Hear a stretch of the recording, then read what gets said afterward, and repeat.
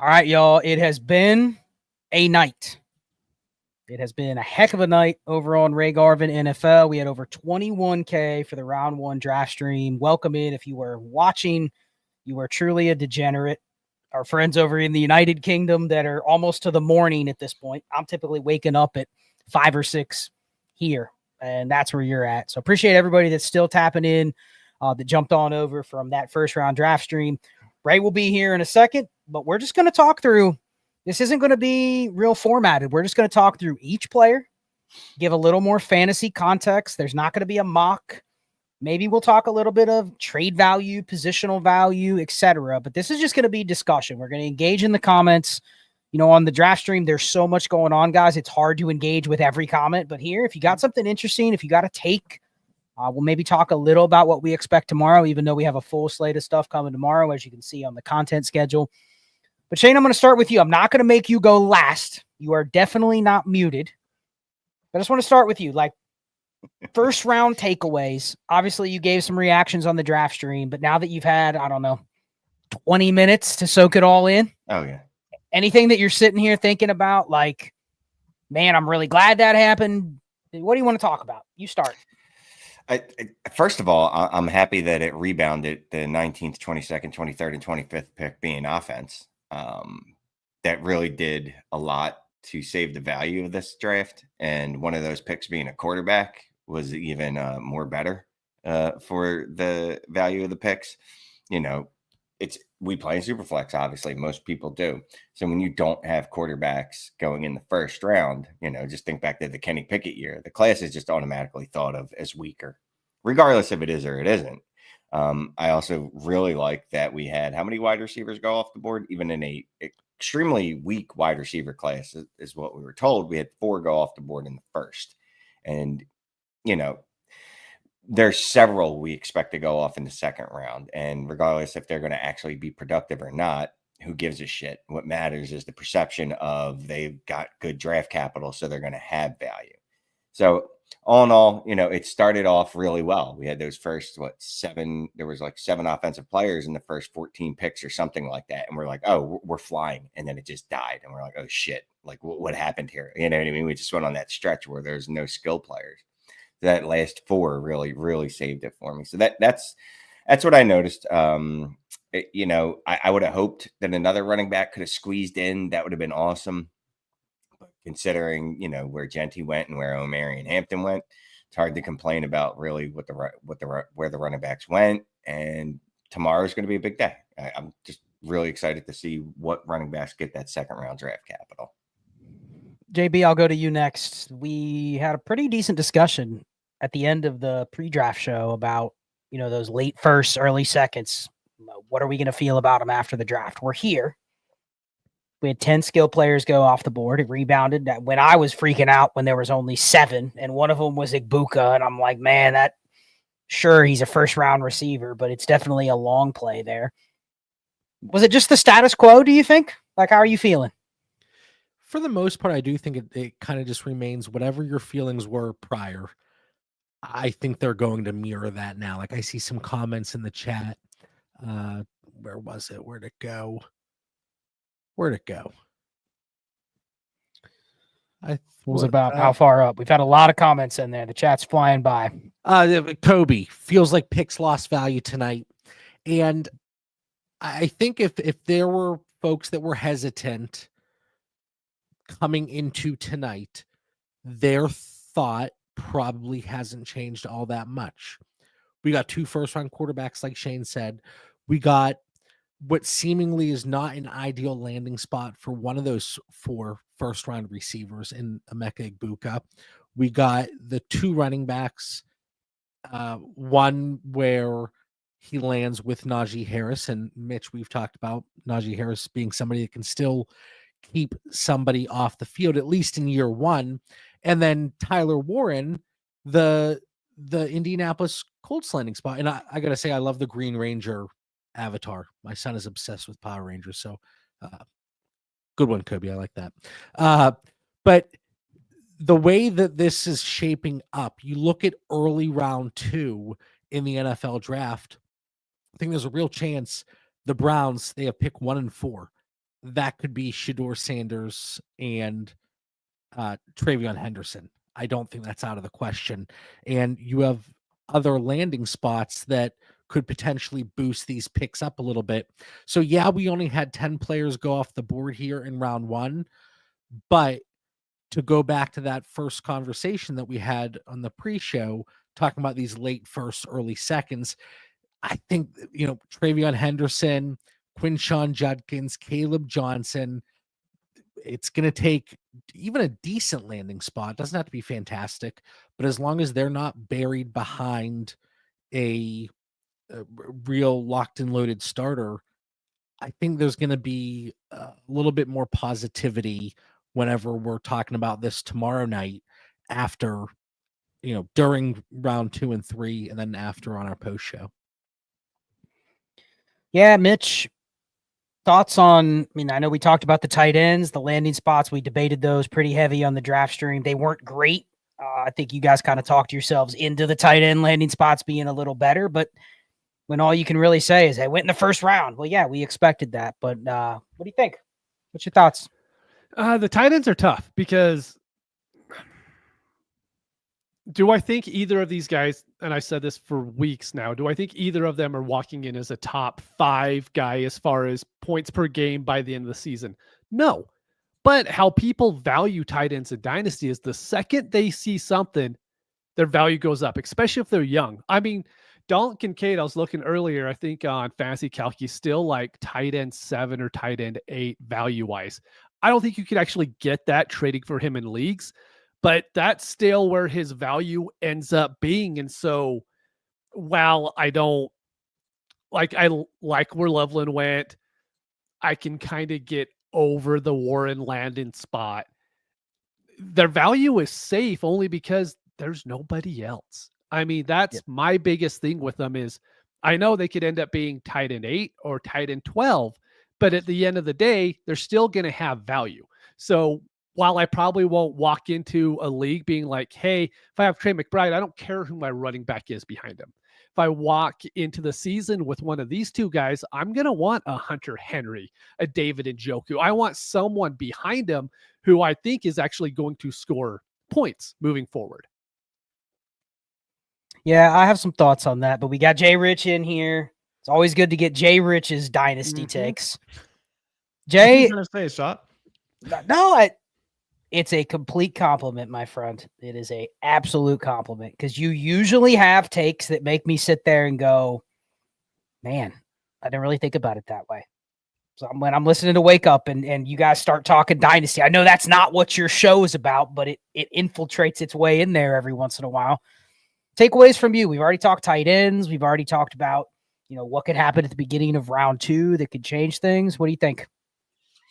I think it's interesting because we kind of got what we thought we would get, at least what I thought we would get. Maybe people were a little more optimistic on a Travion Henderson in the first round.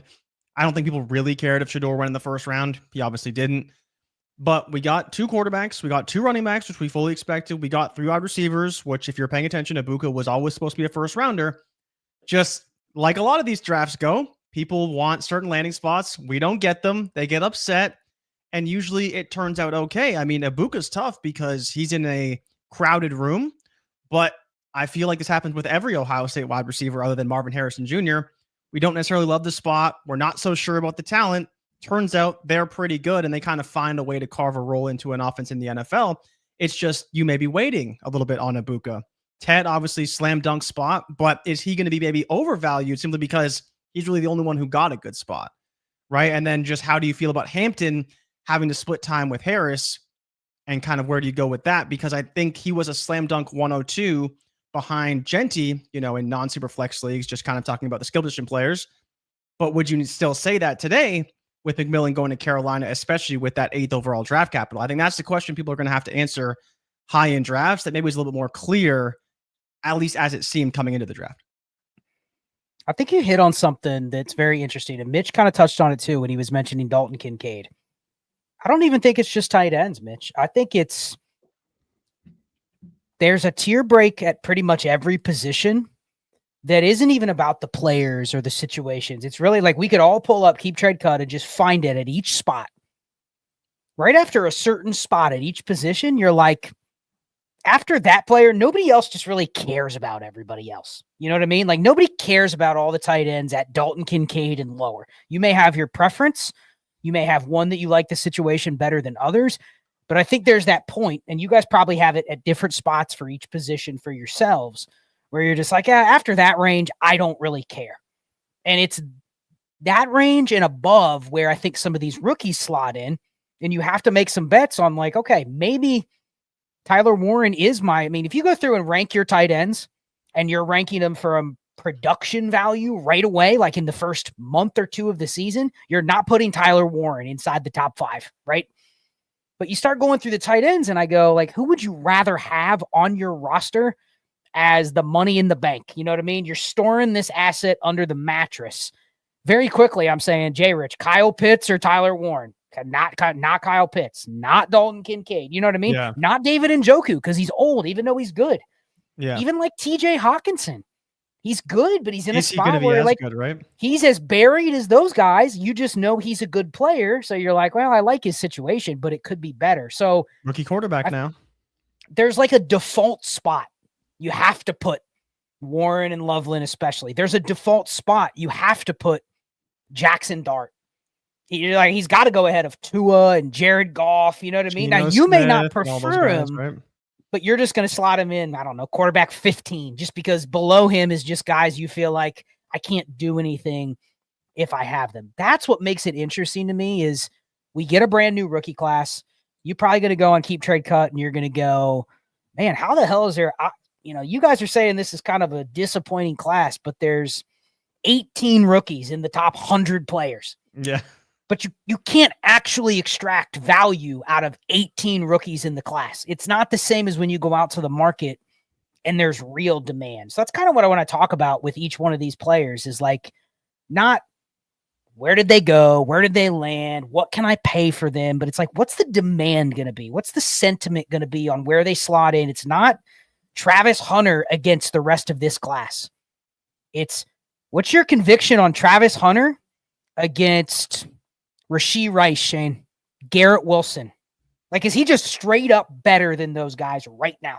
Because that's what the 102 rookie pick says. You would not trade the 102 rookie pick for those guys.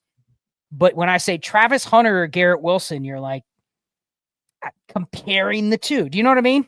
I think there's a lot of people that are going to take Garrett Wilson over the 102. A lot of people that will take Rashee Rice over the 102. Generally, yeah, in the past, you'd be like, not a chance. There's no way I'm taking those players over the 102 because of what the hype the 102 could be. Now, that's if you're taking Travis Hunter at 102. If you're in a super flex league, which most of us play in, and you need a quarterback, do you prefer Cam Ward or do you prefer Garrett Wilson? And I guess some of that's roster construction, right? Like I have a monster QB1 and then I'm willing to go uglier at QB2. So maybe I am willing to just give up Cam Ward for one of those players with the thought that they'll be elite at some point. Garrett Wilson will be elite at some point. Rashee Rice will return to eliteness like he was before Patrick Mahomes shredded his knee last year. There's going to be a market.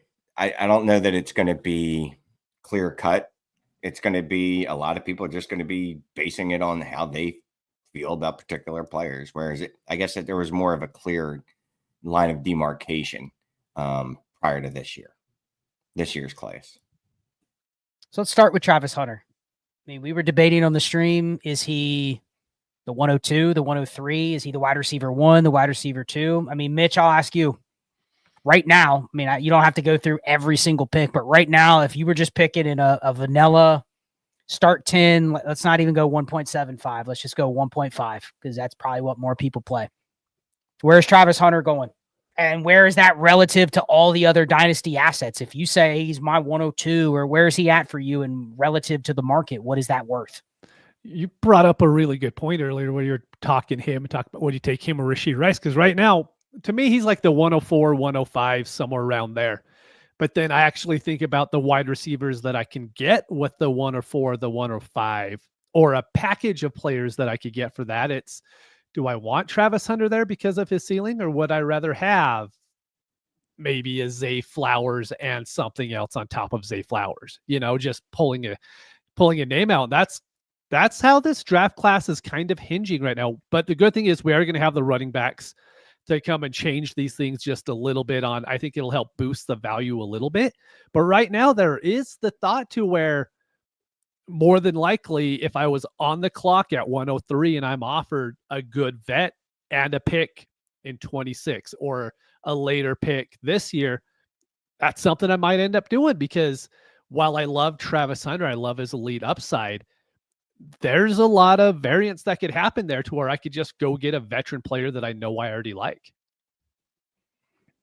JB, thoughts? I'm going back to a comment in my head here. It's from Josh talking about forced optimism.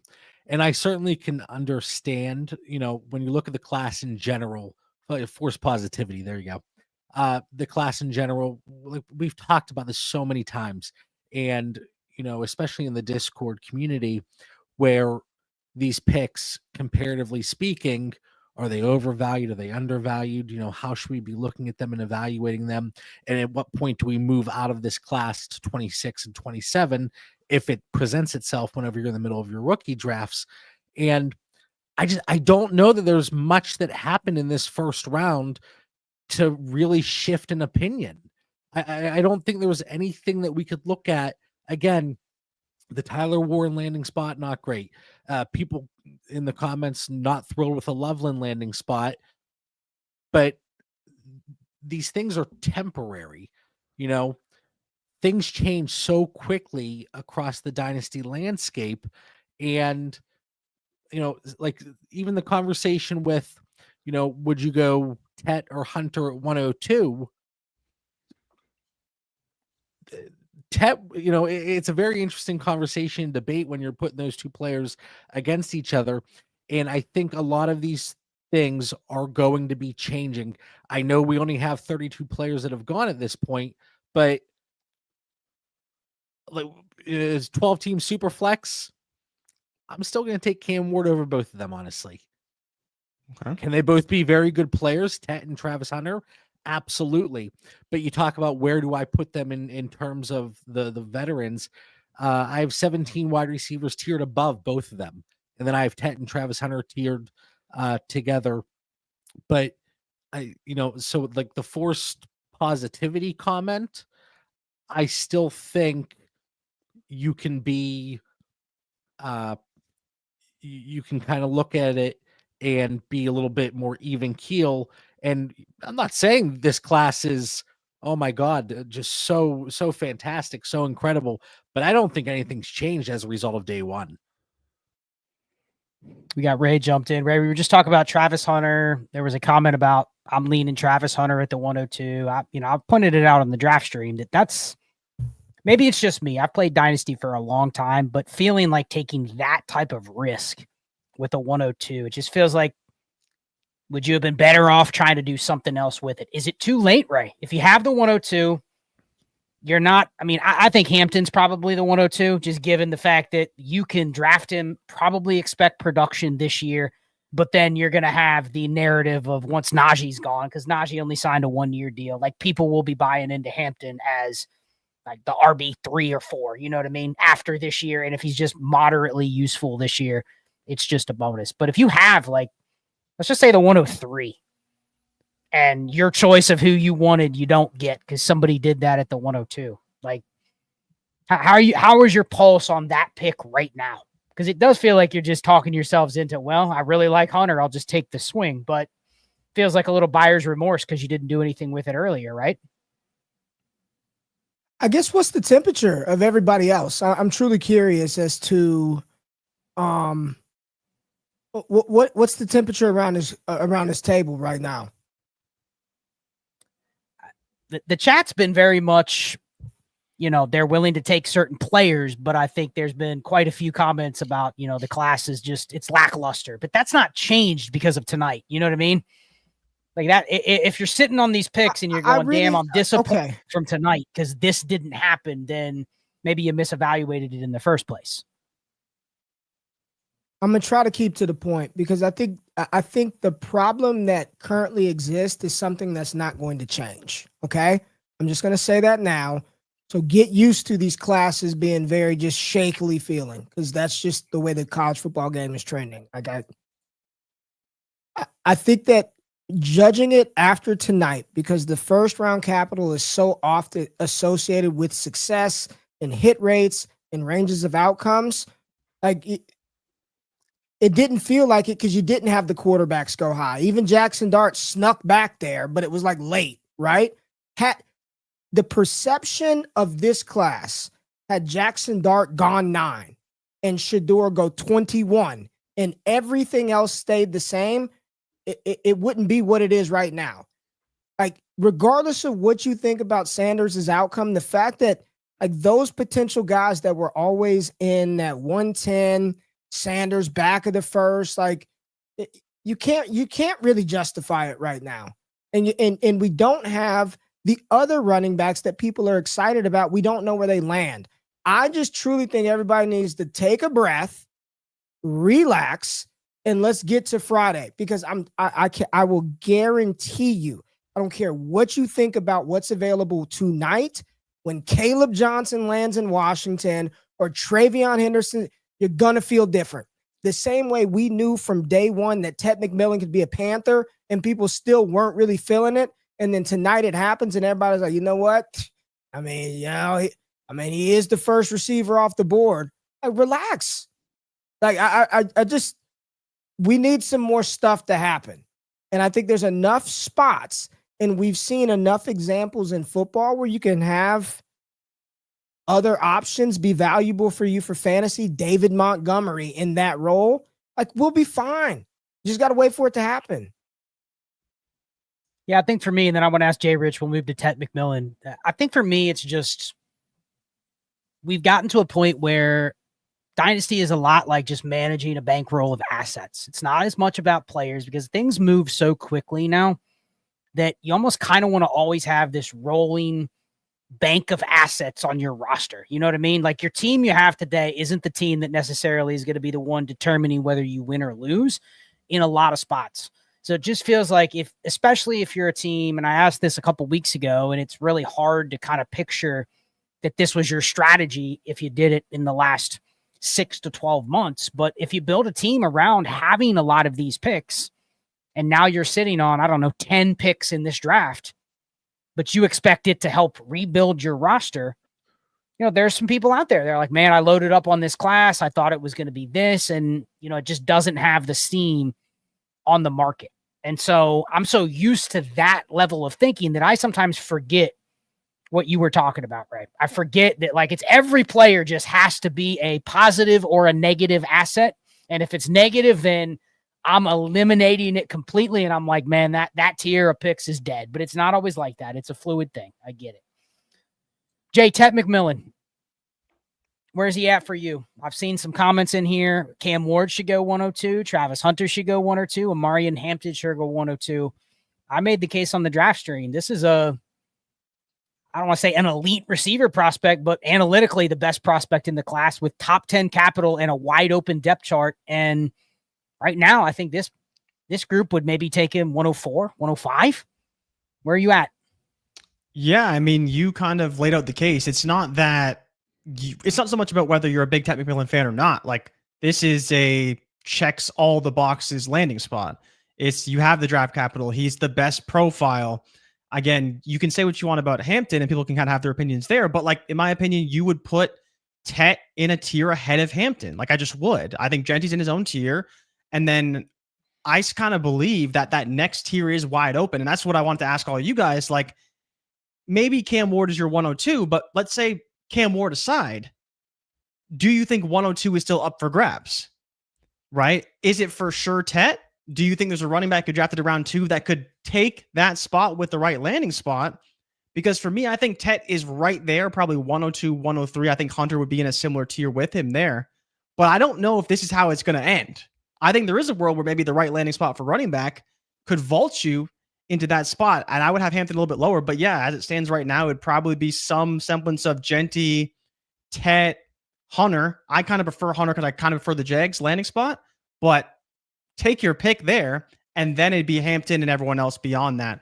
Ibuka obviously going to be falling down, but I want to know from all you guys, do you think that 102 is locked up to be Tet or Hunter, or do you think there's a running back, maybe you do think it's Hampton, that can take that spot with the right landing spot in round 2? It's been Hampton. I mean, out in the streets. Are you locking it in Hampton though? Like today? No. I look. I was 102 was Hampton for me, right? If it wasn't Ward, that's where I've been. But that was based off the presumption that Tet was falling out of the top 15, right? Because that's what we were told. He's going to be like a 22, 23, whatever. I don't know the exact team, right? But he dropped. He dropped, and in my brain, I'm going, whoa, this dude was a top 10 pick, and now he's going to be barely a first rounder. I don't know if I can touch him. Now it's like, no, he's a top 10 pick. He's a wide receiver, a strictly wide receiver that was drafted in the top 10. So he was really highly thought of, despite what we heard. So now I'm actually wavering. It's like, well, maybe I can take Tet over Omarion. You know what I mean? Maybe I can take Tet at 103 when last night I was like, I'm not touching Tet till 107, 108. Now, again, if Hampton ends up going to, I don't know, Kansas City or just a smash spot, it's a different conversation, right? Because then he has the talent. Assuming it's the second round, he has the draft capital and the landing spot is aces. All right, then I'll have a thought like maybe I go with him instead of Tet. But it's not clear cut for me now. And I think that's kind of fun, right? Because that does leave me more opportunities and more chances to trade that pick if I think I can get a player later that I'm okay with, or having someone jump up to get a player from me. For me, it's Amarian Hampton at 102 still. Okay. We get a running back with first round draft capital in a good system, a strong head coach, an elite quarterback. And yes, Najee Harris is there. And I feel like that's kind of the crux and the issue that a lot of people have.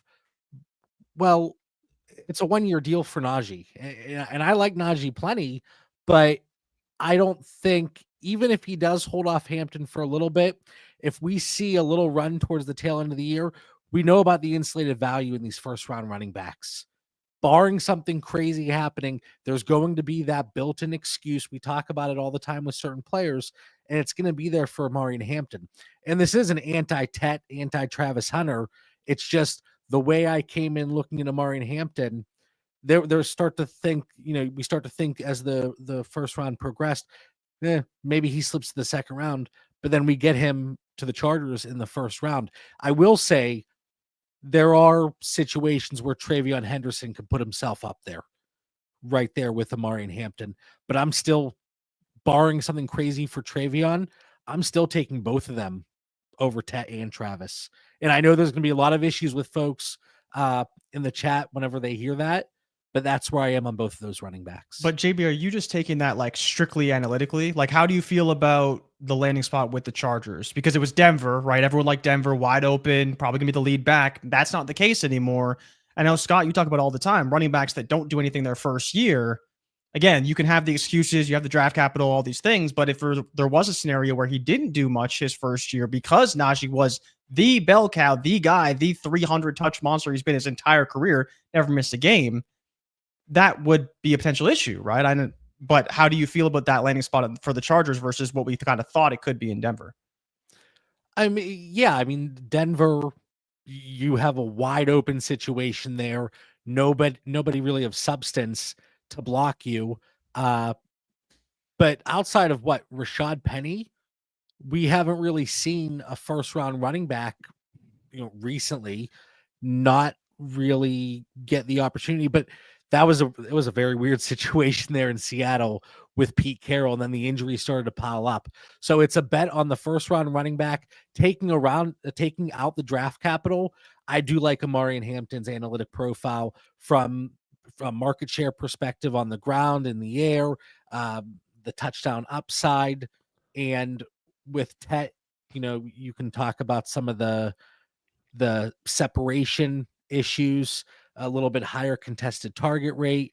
Travis Hunter, Scott, you talked about in the draft show with Travis Hunter, like it's a good profile.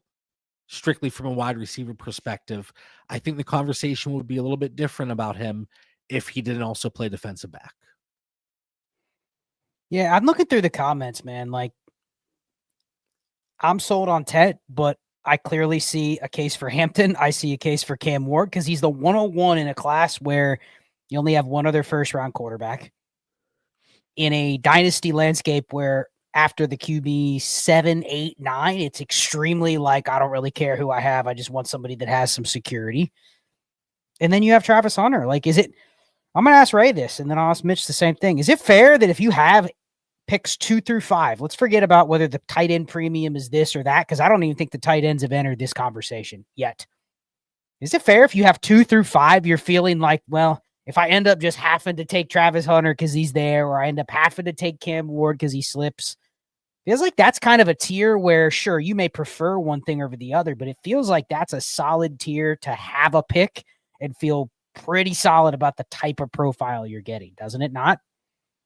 100%. I mean, I want one of those picks. I'm doing my post-draft rookie ranks right now, and I want Omarion Hampton. Like, I'm very high on Travis Hunter. I mean, he's the only player that I have in my thing outside of Ashton Jeanty that's got an elite fantasy outlook and elite ADV. Like, you're just getting such an insulated thing with I don't think there's any risk. And I mean, what am I risking? Like, I take Travis Hunter and I missed out on Matthew Golden. I miss out on a running back. I'll get another one in the third.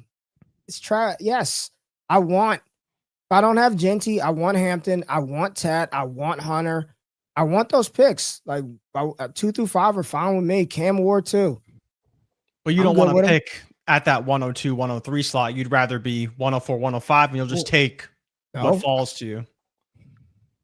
Sure. But I mean, 105. I mean, sure.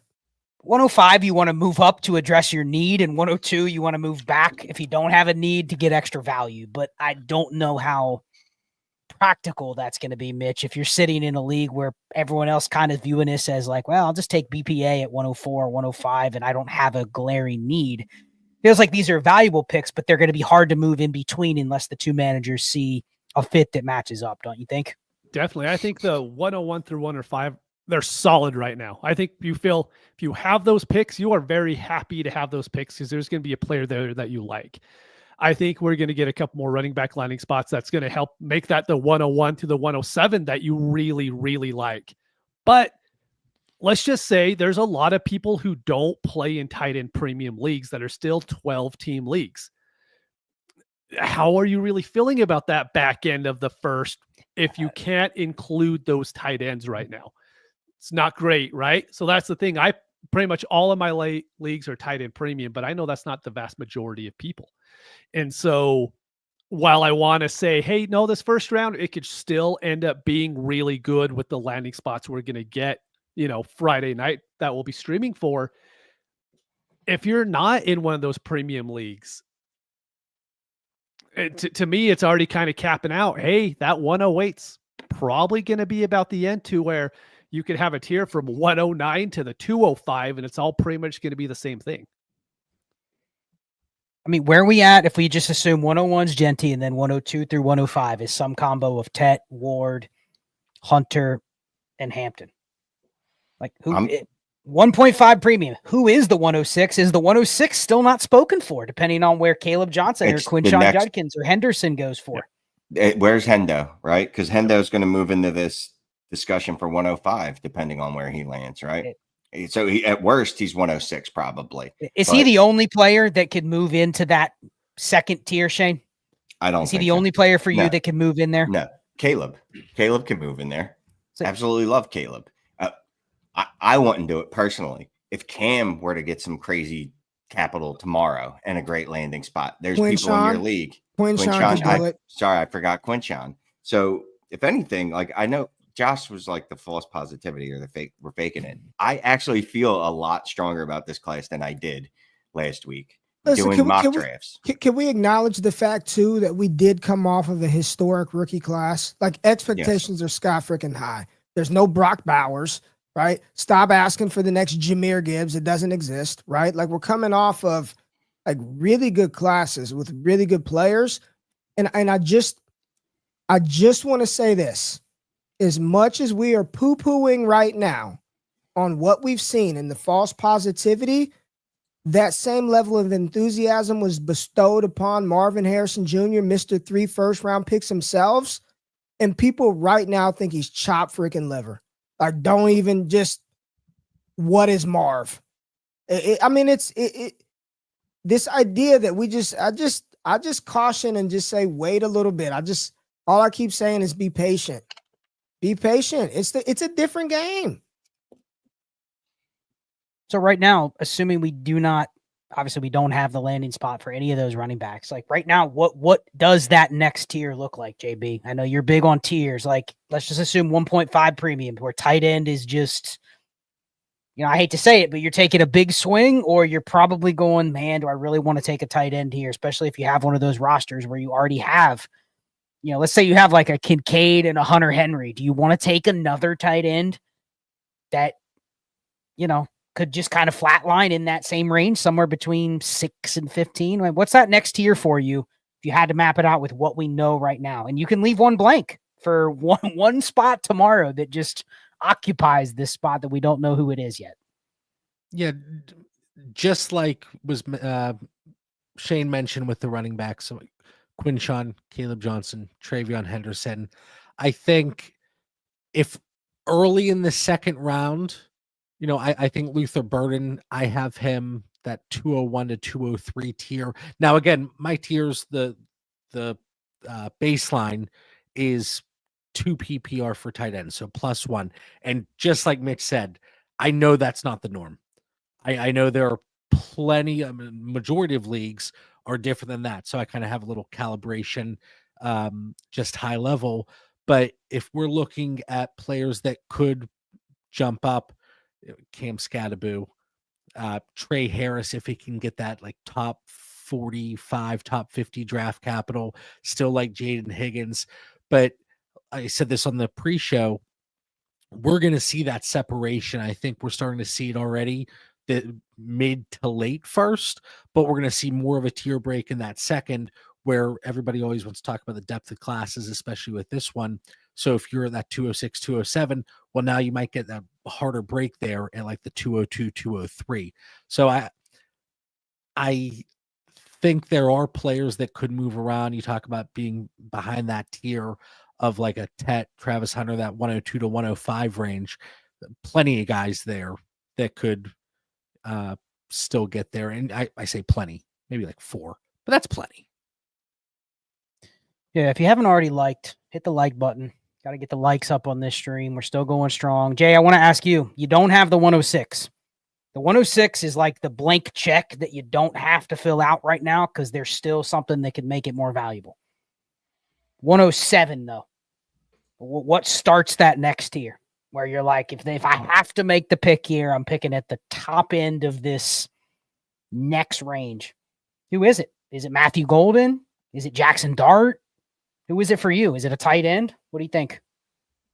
So, I think kind of as you mentioned, once we get more information, it's probably a running back. Which running back? I don't know. But if I'm picking a player today, there's no other answer but Jaxson Dart. It's the only answer. You could take a tight end if you want. You could take a Buka because he's a first-round wide receiver drafted in the top 20, but his wide receiver room is very crowded. And honestly, the biggest thing for me that, we've talked about a little bit on our show is Brian Daboll wanted Jaxson Dart. Joe Schoen traded up to get Jaxson Dart, right? Like, as much as Brian Daboll has struggled to develop the quarterback position in New York so far, this wasn't the guy that he wanted in Daniel Jones or any of the guys they've had so far. Now he's getting a guy that he wanted to draft, that all indications were Brian Daboll wanted this guy. And I think that matters a little bit. Is it going to be the end all be all for Jaxson Dart? Is he going to be a great quarterback in the NFL? I don't know. But I'll at least bet on a coach that has a history of developing quarterbacks at a fairly high level and had a lot of success doing so, taking a quarterback that he wants and knowing the value of the quarterback position in Superflex leagues. I think the answer has to be Jaxson Dart today. Interesting. Anybody else got thoughts? Who that We'll save 106 for a second. Any other thoughts on that 107? If you have to make the pick there of any of the players we already know of, different case than Dart, or does everybody kind of agree with Jay? I agree. I would put Igbokwe in there in that same conversation. And I know, like, I think there's going to be a lot of leagues. We talk about the variance. I mean, we start talking about it 102, where things are really going to shape up league to league.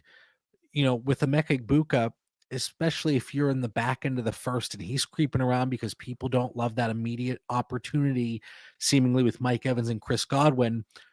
Well, you presumably made the championship game or you won it coming in at the end of the first. A player like Emeka Igbokwe is a prime example of somebody that you can let sit on your roster, especially if you have an older team and you're looking to backfill a position, much like the Tampa Bay Buccaneers are doing in real life. I'll buy Igbokwe a year from now. Well, Mike Evans contract year, if they don't bring him back after 2025, what does that look like? So it is interesting because they got Godwin back when he basically said, I'll take way less money to go back to Tampa. So you wonder if they were looking receiver anyway. And it's like Godwin's just kind of treated as, well, it's a bonus. You know what I mean? We got him back, but we didn't necessarily plan on it. Ray, I have a question for you because you said you were interested in getting that 102 through 105. I want to hit Shane real quick. Shane, you're very adamant first year receiver production matters. How are you treating Igbokwe? Because it's hard to say he's going to hit those magical Shane says thresholds of the 12 points per game as a rookie. And if he doesn't, he's just absolutely dead. That was JSN. That was many others that you were skeptical on. How are you feeling on Igbokwe? Are you willing to put in the excuse already? Calm down. It wasn't many others. It was one other. Okay. You get the point. No, I will say this. One, he's an Ohio State receiver, so I'm gonna give him a little grace that I didn't give JSN, that maybe I should have, and maybe I will look at the situation and go, you know what, maybe it is a little different if you fail, air quotes, right, as a rookie when you're sharing a room with Mike Evans and Chris Godwin. Like one is probably a Hall of Famer, and the other, if not for injuries, would be discussed as one of the better wide receivers of his generation. So maybe I'll give him a little more grace. You know what I mean? This isn't, I don't know. I won't trash another wide receiver, but I will give him some grace. I will say that.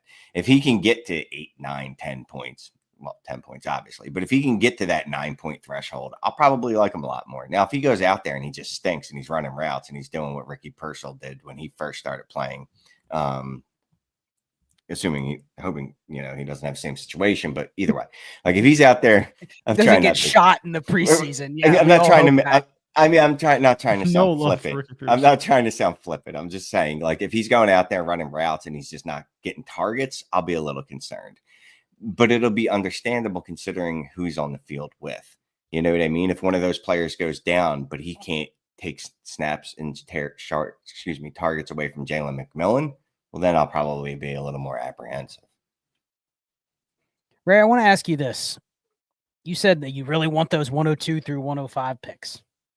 Is the 106 pick a savvy pick to try to target like right now in the next 20 hours? And you're even willing to pay maybe a little more than you would have before because it's kind of a clear, maybe your league thinks it's maybe a tier break. You know what I mean? Like, man, I don't love taking Matthew Golden or Igbokwe or Dart here, but we're kind of saying, well, if you had to settle for one of those guys, you're still getting a first-round quarterback in Dart, first-round receiver in Golden or Igbokwe. But, man, you could get the gem of one of the running backs that comes off the board. Would you want to trade for that pick? Because I think it's going to be tough to get in the top 2 or 3 or 4, like you said. Yeah. What are you giving up? That's what you always say, right? Like, what does it cost to do that? You know, you want to move up. You're in the back end of the first. You know those picks are going to be real tough to read right now for your league mates. Like, you're the master of crafting the savvy deal. Like, can you think of the 2 for 2 or you know what I mean? Like, you're trying to send the offer to make them kind of think, okay, I'm willing to trade because they may be looking at that 106 like, man, that's outside of me getting one of those guys that I thought was going to go already. But you're looking at it like, man, there's some upside with this pick that just doesn't exist there with the 108. Yeah, I mean, I think if you can do something like that, that'd be a savvy move. You know me, I'm always thinking about what fringy hopium level player can I include to try to throw in a deal, and I'm just trying to think of a name of who that would be. I think it's too soon to try to move Jalen McMillan. If you try to move him, people think you're panicking, right? They just saw that Dan Magbuka got drafted there. I don't think you could just go out and try to do that. So I don't know. I'd want the pick. I agree with Jay Rich. Like I want Jaxson Dart. Like I legit. Like I'm not good enough at knowing which QBs are going to be good and bad. I mean, everybody from the high heavens crapped on Bo Nix, man. And I don't want to hear anybody say, no, I didn't, or I didn't think that. Nobody wanted Michael Penix. People said he'd be absolutely worth wasted pick if you draft Michael Penix. He's not going to play wasted pick. I mean, you look up and look, the Giants traded back up in there, and their defense is going to be very good.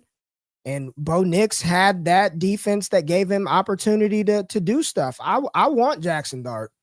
I'll have a 2-year runway with him. In 2 calendar years in Dynasty, it's like 10 mini years inside of that. Like I'll have multiple windows to move in and out of that. But I want that pick. Like I think it's a good pick. I really do. And if you get a dope landing spot for an RB, then you have that there as well. Yeah, it's interesting. The points with Dart and Igbuka kind of exist together where you're like, if I draft them, I have maybe a little time to wait and see how everything else develops, and their asset value is not going to go anywhere right away. I mean, Igbuka, at this point, that's hopium at this. I can't, I don't know how you even look at that and compare it to Dart.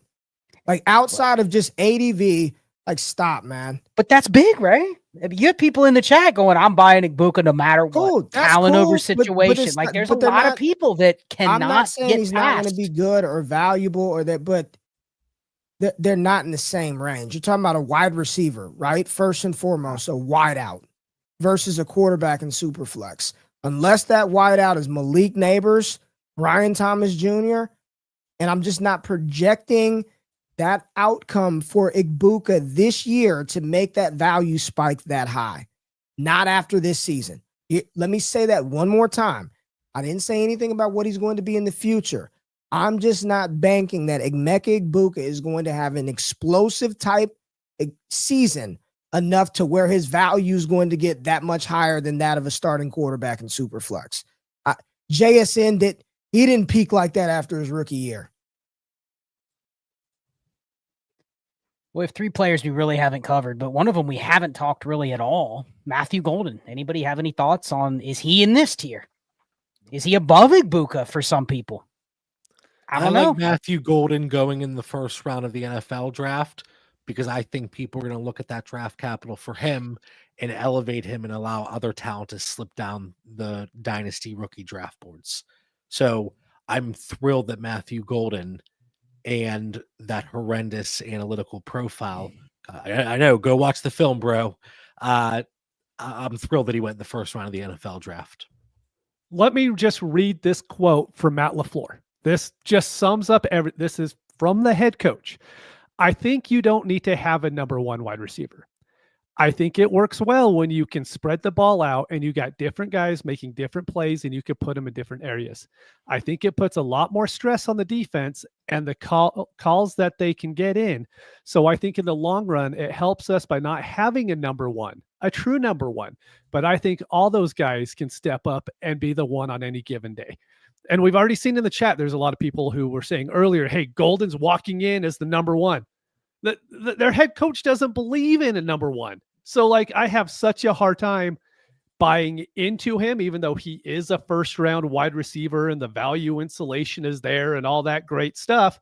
But they are a run first team with a coach who doesn't believe in a wide receiver 1. I'm going to have a very, very hard time buying into that. Saw a lot of nods across the panel here. Yeah, it was just that quote like, man, preach. Ray, what's the ADV pulse on Go look Matthew at that Golden? Trinity. Go look at that Trinity for Green Bay. I could tell you everything I need to know by looking at these dots on the page from week 10 to week 17. I've got Carolina layered on top of Green Bay. There's no question which offense you'd rather have. Like, it was the Bryce Young led offense. Like, you got two guys below the line, decent usage, a few points, but just nasty. I got to see it. They drafted him here. First wide receiver drafted in the first round since 2002. Christian Watson is hurt. Jaden Reed, they don't use him right half the time. I mean, and this is probably put up season for Jordan Love. You better believe he's going to have an opportunity, but I agree. I don't think that he's walking into some massive number one role. They didn't really do that. Like, they didn't really do that. Yeah, that was my argument on the stream with the Green Bay situation. I know we debated a little bit, like, why did they run their offense the way they did last year? Because Jordan Love was hurt. They had Josh Jacobs. It doesn't feel like, and Mitch, the quote, just cemented that idea. Like, they're not going to just flip the script and play next year like the Chiefs or the Bengals, you know what I mean? Or the Dallas Cowboys. Like, they may be a little more balanced, but then you look at, especially for a first round receiver that people didn't, I don't want to say people didn't love, but they were like, man, I don't really think this guy deserves to go in the first round. Like, there just wasn't a lot of positive sentiment on Golden prior, especially not prior to draft season. Like, he was almost an unknown to a lot of people before draft season. But even draft season, it's like, I mean, JB started his point on Golden, bad profile, right? Like, really is like, shouldn't have really gone in the first round if you look at his analytical profile compared to guys in the past.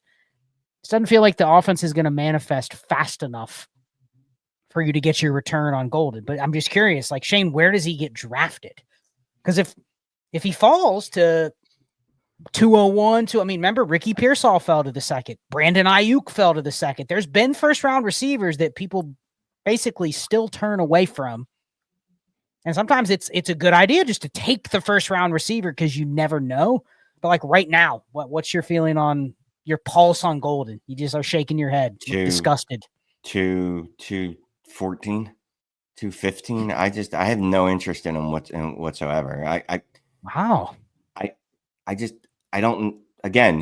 I'm not as much as a college football guy as you guys, right? But I knew every other wide receiver because that was going to be drafted highly in this class because they did stuff in college. I don't know what he's done to earn that. You've talked about it before. Like, Green Bay doesn't throw enough, right? Part of the problem we don't like Jordan Love is that he doesn't run enough and they don't throw enough for him to be successful. So, and Ray brought up the Trinity score, and I actually just looked at it the other day, and it was everybody there was one person over here, Jaden Reed, above the regression line. Everybody to the left of him was like wide receiver 3 usage, and then even the people with good usage below the regression line, right? So it's like, what am I getting there? If he landed in, I don't know, Carolina, maybe I could have more hope for him. Obviously, he wouldn't have been drafted that highly, but I'd have more hope for him because I'd be like, all right, well, this guy has a really easy path because he's only fighting Xavier Legette and Jalen Coker. Like, whatever. Come on. Dobbs and the other guy there, Jaden Reed, have shown that they're going to get enough of the targets, and there's just no history of them hyper-targeting any wide receiver there. So I don't see it. So he's a guy that I'm probably going to avoid.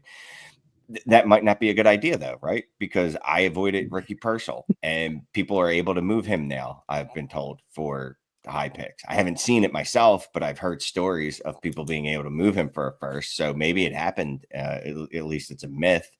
So maybe you do just draft him at 207 and go, you know what? Maybe I can flip him for a first at some point if I don't believe in him, because maybe that's where you do take a stab on him. So yeah, 207. So I moved from 214 to 207. I'll take him at 207. They really shooting with an expensive shot there, Shane, at the 207. Hey, I moved up a whole half round. You know what I mean? And now it's a 14-teamer, mind you, so that he's really the 209 with other math. But still, I moved up a little bit. Josh's comment about we lift up Igbuka because he went in round 1, and then we just basically shit on Golden, even though he went in round one. It's but interesting. But that's not the only reason people like Ibuka. It's not just that he was a first-round wide receiver. And he is a first-round wide receiver. B. No matter if you want to, no matter how you slice it, you liked Ibuka better coming in, his profile and all of that, and that's what it boils down to. That is this. When you lay your head down at night, that is what this boils down to. If you switched them, Ray, people would like Ibuka in Green Bay, wouldn't they? Ibuka's gonna take over the role. Come on, man. Like, don't Matthew Golden would really play be yourself, but don't play me, man. Don't play me. It is strictly ADV, whom you like. Sometimes it aligns to where it makes it easy to fade, right? I don't like Xavier Legette, and he lands in Carolina. Good, bury him. Easy. But then you get something like this where people, it just play people, man. It's very, I'm glad you brought that up because it's very interesting that we've spent pretty much all the analysis on Matthew Golden talking about Green Bay, right? And how it's not great.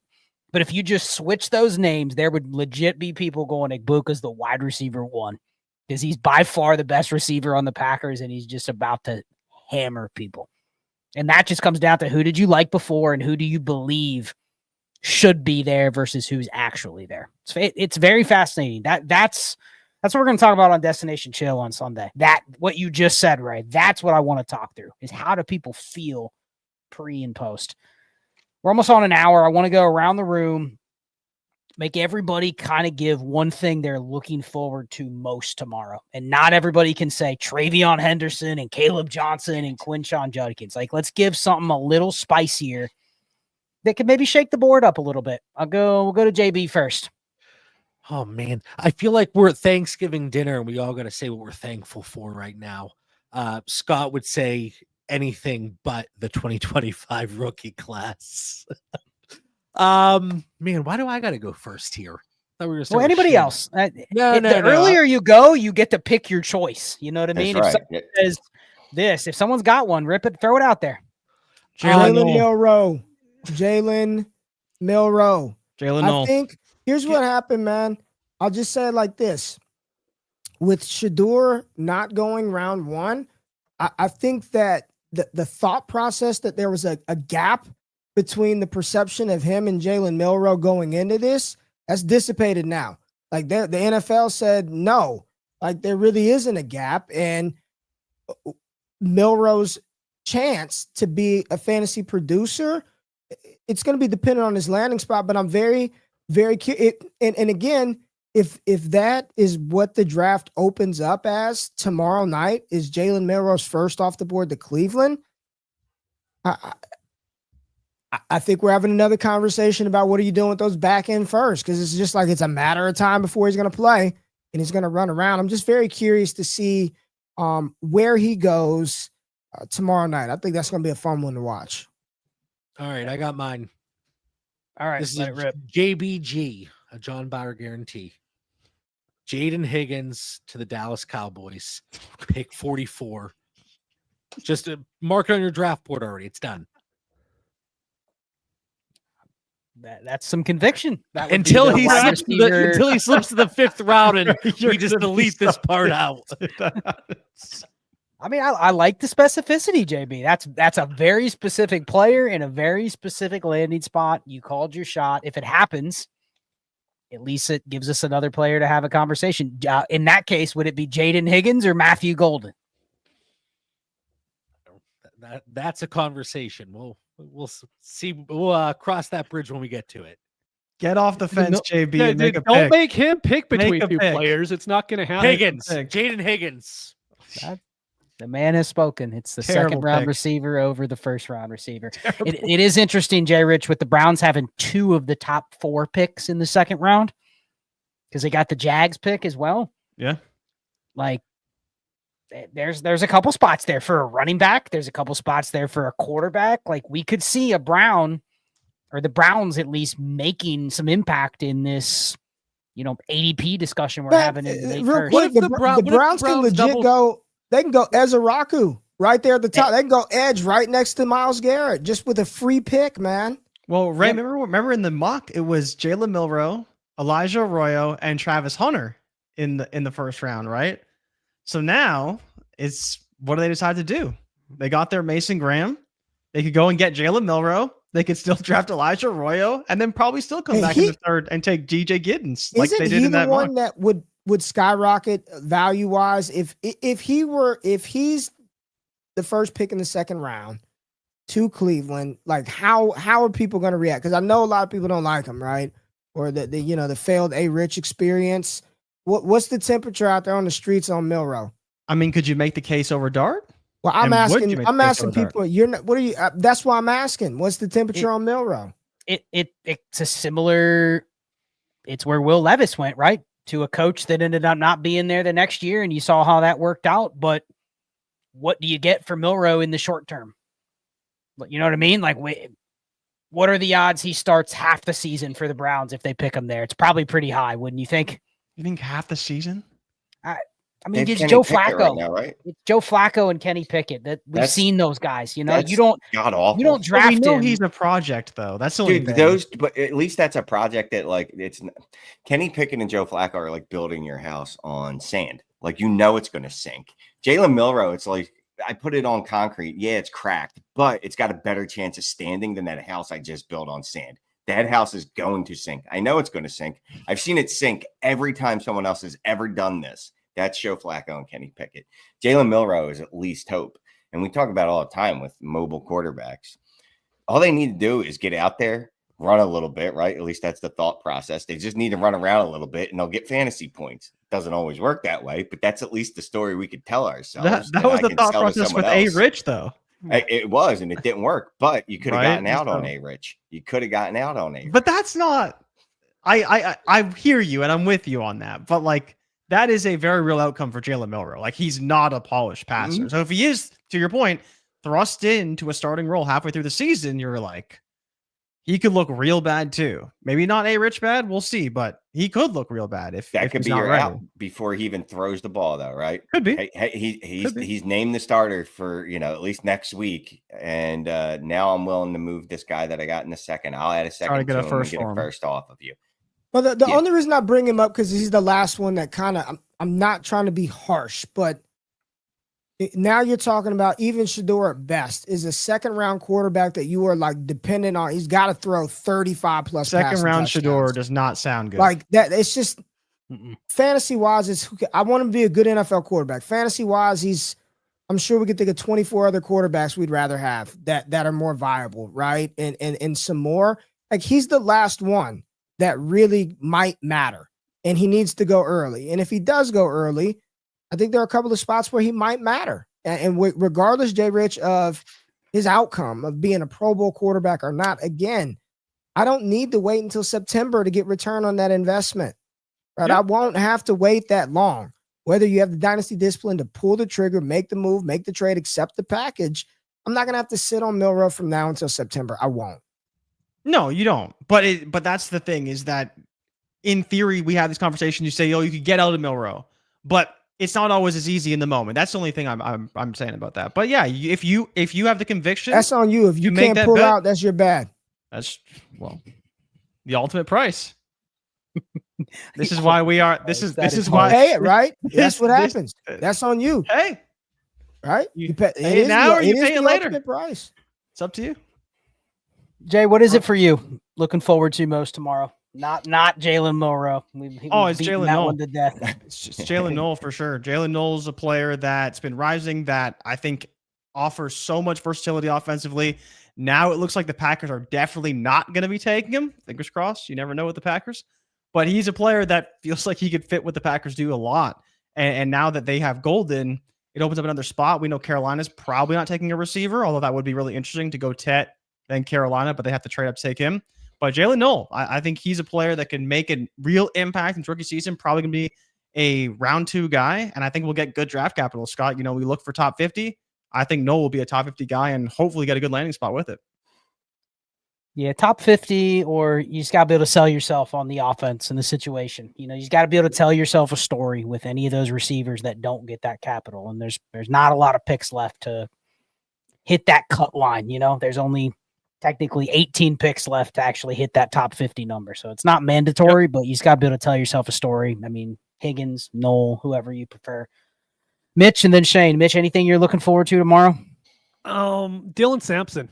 He's kind of the forgotten running back that no one's mentioned tonight. I think there's a strong chance the NFL really likes him, or at least a coaching staff will really like him because of the speed that he brings. And he's just a little light, but I do think he could end up being a bell cow in the NFL. I think there's a strong chance, and I won't be shocked if he ends up sneaking into the first round mock draft talk by the end of tomorrow night. Ooh. Yeah, I mean, we've Now been we're starving for who's that RB6 going to be. And maybe it's Dylan Sampson. Maybe Maybe he he's even RB3. creeps into the RB5, depending on where he goes. Shane? I was going to say no, but not now, I guess. I guess I could throw out my pet Tyler Shuck, but I think that dream is gone. It's gone. I guess I don't want to pick the running backs because that's too easy, but this Vaughn at tight end class, right? Where are they going to start coming off? How many of these are going to go off in the second round? Are any of them going to go in the second round? Where is Fannin going to be the third tight end off the board? Like maybe we were all wrong. So I'm interested to see what happens with the tight ends, especially Arroyo. I can't say his name correctly, but I still like him just because he's got that ceiling that I love out of players. And I think he could make the most out of the least. So, we talk about tight ends needing to be the second option in an offense to really pop, but he could at least give you some of those like David Njoku spike weeks that, you used to get, those crazy Jonnu Smith weeks that you got last year. That's what he could give you. So I'm kind of excited to see where the tight ends go. Like I said, Tyler Shuck, I'm still going to mention him. I still want to see where he goes. I think it would be hilarious. And I like shedeur Sanders, but it would be absolutely hilarious to me if the Browns absolutely end up drafting Shuck over Sanders. Then it's just craziness, and the free fall for where Sanders would go would be pretty wild to see. Yeah, for me, I think it just comes down to what could salvage this class from a viability of being able to move around the board with your picks is just. I mean, Ray said it earlier when we went through Igbuka versus Golden. It's just the ADV. There's a lot of players that people are still excited that haven't been drafted yet. And just where do they go? Do they go in places where we jump in here tomorrow night and there's 20 more players where people are going, man, I like that spot. Even though I'm sitting here going, I don't really like that third round receiver, but he went to this spot. There's something I can do in that range of picks because there's good spots, and not just good spots where players are going to smash, but good spots where there's profiles and likability combined now with spots where people are willing to buy into.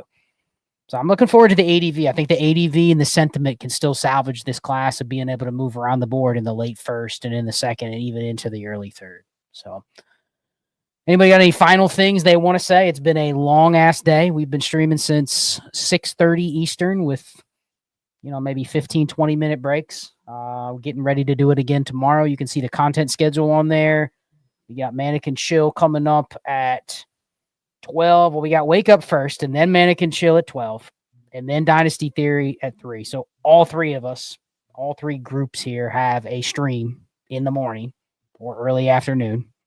And then we're live again for day 2 of the draft on Ray Garvin NFL. Anybody have any final thoughts they want to put out there before we end it? Yeah, the chat was fantastic tonight, both on Ray's channel for the draft, and then all throughout this episode. We're going to be going again tomorrow night too, in addition to everything Scott mentioned. But when we do these live shows, especially whenever there's very quick changes in values and you can see both sides throwing in their ideas, I think that's when you can really see. You talk about ADV, you talk about sentiment. I think you can really start to see and get a better picture of how things might, shape up. And I just love seeing so many different aspects and takes. So again, thank you to the chat. It's been fantastic. Yeah, and I got to thank a couple super chats that came in. This was just MJS that just said, if you've actually watched Najee play, he's not holding off Amari in Hampton. So thanks. Thank the $5 donation to say that Najee is not a threat to Amari in Hampton. So appreciate it, MJS. I just want to say I truly respect the hate that and the pettiness, the level of the to pay just to say someone sucks. I had love to it. get that one. Make sure that one made the stream, right? I love it. We did get an actual trade question for or a strategy question for Matthew real quick. 2-point tight end premium. I know JB, Mitch, you play in a lot of these. Shane, I know you're in a couple. Another 1.5 points for first down. So I don't know what the war looks like. I'd have to plug it in. But I mean, we only have 2 tight ends to rank right now. I mean, real quickly, Warren or Loveland. We talked about this on the stream. Does it change at all with this format, or is it really the same thing we already talked about? I talked to I'm ahead, John. No, I was going to say I talked myself into Warren somehow. Yeah, I don't know how I did it, but during the draft stream, I talked to myself into liking Warren more again, even though I just talked myself into liking Loveland. So it's Warren. I just, again, you feared that for months, Shane, and then now you're like, I like that Colts spot. I love it. I don't get it. Look, I understand in my own brain. It's weird, but the dude has a chance to be a top 2 target there. You know what I mean? And I don't expect Anthony Richardson to be there, at least the starting quarterback, much longer. So I'm fine with him as the second option in that offense with Daniel Jones. So give me Warren. Mitch, JB, real quick to this question. Like, I think he's probably wanting to know, like, where do these tier in your tiers of rookie picks? Like, is it too high to take these guys in the last end of the tier with Cam Ward and Travis Hunter and Tet McMillan, even in this format? What do you think? I'm good with the 105 to 108 tier. I have to assume, you're getting at least a point for a first down if you're a running back or wide receiver, and that's going to kind of counteract that just with the volume of first downs for each position. So 105 to 108 tier, and that's also, assuming Travion Henderson gets very early in early draft capital in a nice landing spot, so he'd go ahead of them too. Yeah, I'm just going to have them right after Dart. So 107, 108, back to back together. They still have to get the receptions in order for this stuff to matter. And if they end up catching 40 to 45 balls a piece, the premium's great, but they still have to go out there and produce at that, that amount, I should say. It's late. Yeah, it's late. I mean, this is the type of format where if I am going to swing and get just a little exposure to the tight ends, like this is where I'd prefer to do it. So I just leave that there, Matthew. I don't know how many leagues you're in, but this is the kind of thing where I'm like, I'm not going to have any Tyler Warren or Colston Loveland in the typical league where other people may take them higher. So maybe I'll grab a couple here. So boys, that is it. We are done for it's already Friday, at least for most of us. So we'll be back at it in less than 8 hours for Wake Up, and then Mannequin Chill, and then Dynasty Theory. If you haven't already liked and subscribed, please do so.